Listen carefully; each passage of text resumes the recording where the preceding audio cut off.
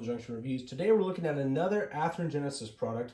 We're looking at an Athearn Genesis Union Pacific EMD ST59-2 number 9922, and it is the flag scheme. It has Tsunami 2, and it was bought at the train shop. I don't know for how much, but this is not my locomotive. Just like the previous video, this is a locomotive that my friend is letting me borrow so that I can review it, because I do not have any SD59s of my own, even though I probably should get one if the time comes. Here's the Genesis diesel guide here. So this will include also our sounds. So right there. So we'll be using this later on. And let's get ahead and get this locomotive out of its box. There it is, all nice and snug in its protective plastic. I'm actually going to back up the camera here so we can get a better view of unboxing this locomotive. Is there anything special here? Yes, there are some spare lift rings here for the locomotive in case they do break off. Let's move this off the side. Let's go ahead and put the locomotive here.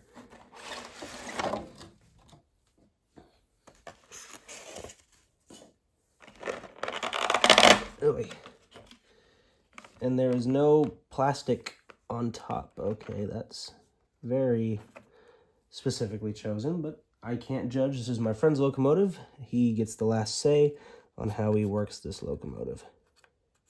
Come on. There we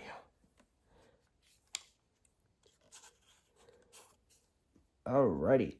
Now that we have the locomotive out of the box, let's get into some history. And now, onto some history. Starting in 2012, the Union Pacific Railway sent 28 SD60Ms to EMD for a rebuild program. Called SD32 Ecos by EMD, the program replaced the existing 710 G3A V16 prime mover with an EPA Tier 2 compliant 710 G3B-T2 turbocharged V12 that had electronic fuel injection. The SD60M car body was retained, even though the radiator section was enlarged, but major components and subassemblies were recycled and recertified as equal to new. Now, the UP classifies these locomotives as SD59MXs, the X standing for experimental. Our locomotive here, UP 9922, while I couldn't find an exact build date and the number of the SD60 it was built from, I can tell you it was rebuilt in April of 2012, and it continues to work in the Northern California area on both local and yard transfer service to this very day. All right, with history out of the way, let's get into some details, starting with the front. Alrighty, so we're looking at the front of the locomotive. We're going to start away from the top and work our way down to the bottom, as we always do. Starting at the top here, we have two grab irons here, and they are above the number boards that have 9922 on either side here, as well as here. Here are two grab irons here, as well as right there. We have our windshields right here, as well as here, with their separately applied windshield wipers, two on either windshield. Moving on to the nose, we have four grab irons. We have five. We have one here, here, here, here, and then here. There are two sand filter hatches, one right here, as well as one right there. Moving down to the nose, we have our forward headlight, which operates when the locomotive is in a forward motion. There is a safety plaque right here on the door. Some grab irons that lead from the top of the nose down to the walkway right here, as well as two more grab irons here and as well as here. We have the Union Pacific shield with the wings on either side of the shield here as well as there. We have our walkway light right down here at the bottom, our walkway, the yellow sill stripe on the anti-climber here, our handrails that are painted white for where you grab. There's the safety chain so you don't fall off the front of the locomotive. Our ditch lights here as well as here, and I'm a sucker for low-mounted ditch lights. I just love the look of low-mounted ditch lights. Two white grab irons here as well as here that are on top of the plow. You can just see our coupler cut bar here, and it runs the width of the locomotive. Here is our knuckle. My friend has replaced the original Athearn knuckle with a Katy coupler right here. And we have three MU hoses here as well as here, and there is the air brake hose. All right, let's look at some rear detail. Looking at the rear of the locomotive, starting here at the top, we have a grab iron that runs the width of the locomotive here. We have our rear sand filter hatch, a couple of lift rings right here as well as right here. Grab irons that run from the top of the locomotive down to the walkway. Here is our rear mounted headlight, which operates the locomotive is in reversing motion. We have our number 9922 right here as well as right there. We have another grab iron right here. As we move down, here is the walkway light. There's the walkway, our yellow sill stripe on the anti-climber, our white painted handrails so that you can climb onto the walkway. There's the gray handrails along with the safety chain. We have an MU hose right here. You can see our coupler cut bar with its white painted handrails right here. Two more white painted grab irons here as well as right there. We have our MU hoses, 3 here as well as 3 here. We have our air brake hose, a KD coupler, and 2 spare knuckles right here and right here. An F for front and E for end. All right, let's look at some side detail. Looking at the conductor side of the locomotive first, starting at the front here, we have our steps that lead up to the forward walkway. A red F inside the yellow steel stripe to indicate this is the front of the locomotive. Here on the nose, we have 2 safety plaques here as well as here. Moving up here just below the cab, we have our number 9922 and the locomotive distinction of SD59MX. 4 side windows here, here, here, and here, as well as the sunshade. These 2 windows do not open. I love the truck detail. This is very, very amazing looking. I love it. And these rolling end caps do roll. And you can just see that they do roll. So this is a Genesis 2.0 locomotive. We have a ground light right here, right next to the jack pad. There's another safety plaque right here as well. And there is our E-bell. Moving the locomotive forward, you can actually see another vent right here, or grate right here, as well as I believe this is a battery box. We never vent right here. There is a grab iron that is widthwise, and it is on the blower here. We have our giant fuel tank right here, as well as one of the air tanks for the air compressor, for the air brakes, excuse me. We have our American flag right here, as well as the horn. You can see a lift ring right here. There's another one on the other side of the locomotive. Moving the locomotive along, we have the radiator section here, which has been enlarged.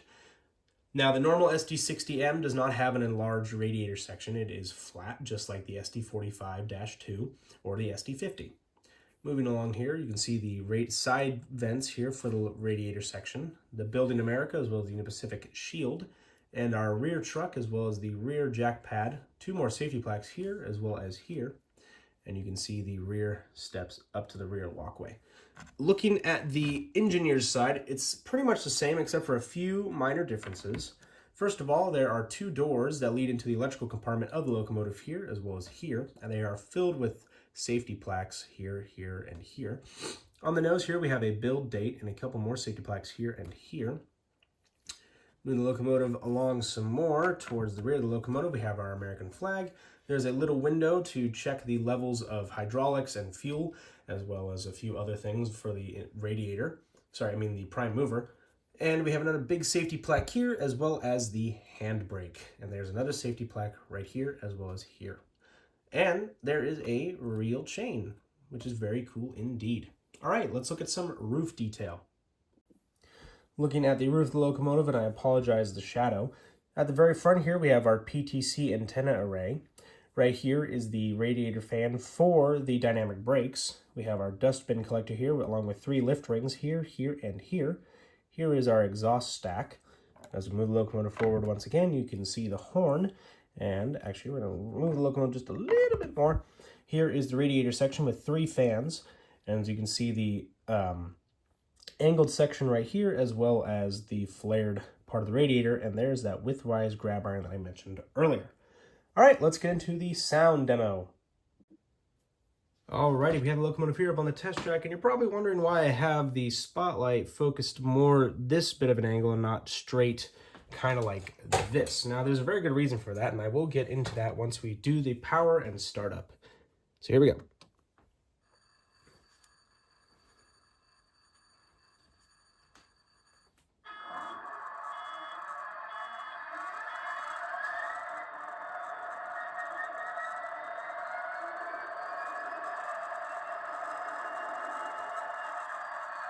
Alright, so you have heard the locomotive startup sequence. Let's go over a few basic features. F0 is the main headlight, and as you can see, it is on. Now, F5 turns on the ditch lights, and they're actually rather dim. I'm quite surprised, and that's a bit disappointing. Now, F6 is the reason why I've positioned the spotlight the way it has.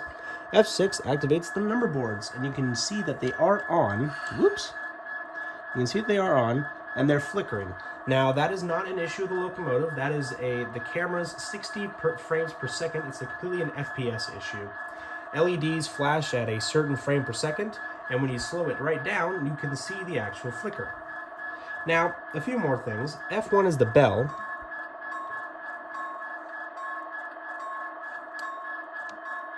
Now, that's a mechanical bell, as opposed to an e-bell.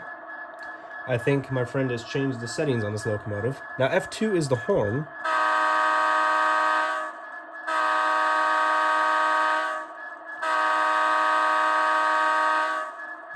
F3 is a short horn. And it appears also that the ditch lights flash together as opposed to at a different time. That is a very interesting CV that he'll need to adjust. Now F4, if we were moving, would be the dynamic brakes or straight to idle. F7 dims the main headlight, but also will activate cab chatter. So let's hear it very closely.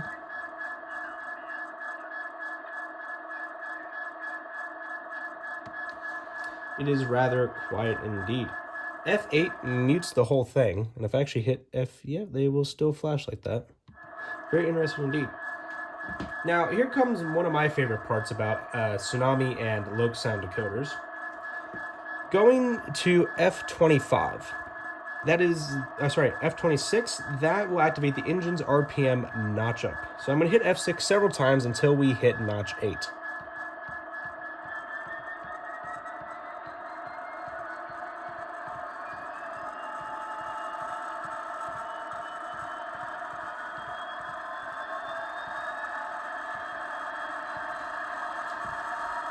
So with this feature, you can now simulate pulling a heavy train or pushing a heavy train upgrade.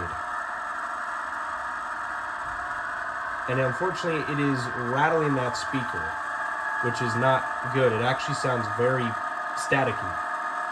So we're actually going to start we're going to notch this thing all the way down till it fully shuts off. And then we'll hit F26 again, and then we'll move it out for a little bit here.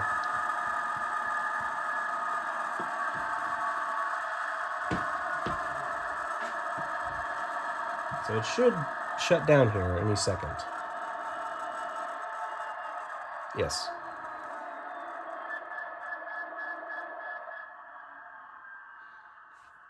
And now it is completely shut down. So I'm going to hit F26 again. We'll start her up here. And you know what? While she's moving, while she's starting up, let's go ahead and just move her out here.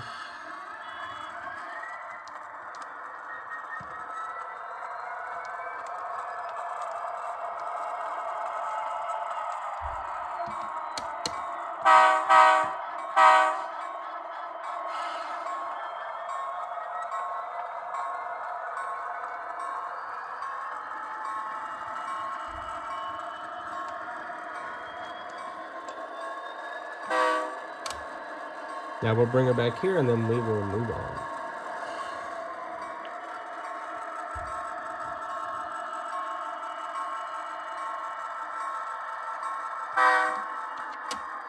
All right, so let's hit F6, not F5, hit F0, and now let's get into my final thoughts. So overall, I think this is a very good looking locomotive. Not only does it look great, but it also sounds great. Now, I really want to thank my friend for letting me borrow this locomotive to review. I've been debating on getting a few SD59s myself, but now that I've reviewed one, I think I definitely will go ahead and try to buy one if I can still find one online. Now, my friend here bought his locomotive at the train shop in Santa Clara, California. It's a very good hobby shop that I go to, and I've purchased some of my personal favorite locomotives from this hobby shop, like the EMD SD59MX. Now, thank you very much for watching. If you enjoyed this video, please hit that like button. Also subscribe if you have not, and hit that notification bell to see what I have to upload next. But I will thank you very much for watching. I'll see you guys in the next one. Bye for now.